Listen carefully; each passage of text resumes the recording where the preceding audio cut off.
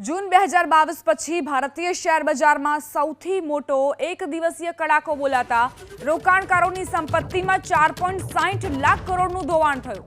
નવા સપ્તાહના પ્રારંભે ભારતીય શેર બજારમાં તેજીનો એક નવો તબક્કો જોવા મળ્યો હતો, જેમાં સેન્સેક્સ 73,000 અને નિફ્ટી 22,000ની ઐતિહાસિક ઊંચી સપાટીએ આંબી.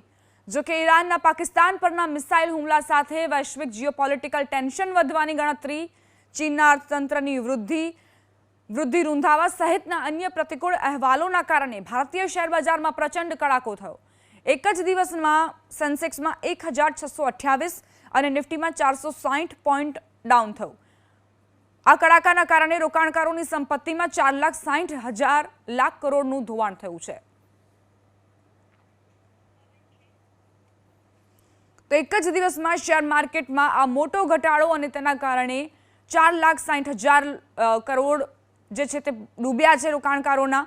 બુધવારે સેન્સેક્સમાં 1,628 પોઈન્ટનું ગાબડું નોંધાયું હતું અને આ પ્રકારના ટ્રેન્ડથી રોકાણકારો ચિંતામાં હતા. બુધવારે નિફ્ટીમાં 460 પોઈન્ટનું ગાબડું નોંધાયું હતું અને આ જે ઘટાડો થયો તેના કારણે રોકાણકારોના પૈસા ડૂબી ગયા છે.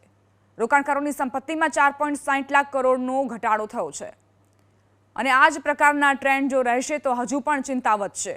ઘણા બધા જે ઇન્ટરનેશનલ ફેક્ટર્સ છે તેના કારણે આ પ્રકારની સ્થિતિ ભારતીય શેર માર્કેટની.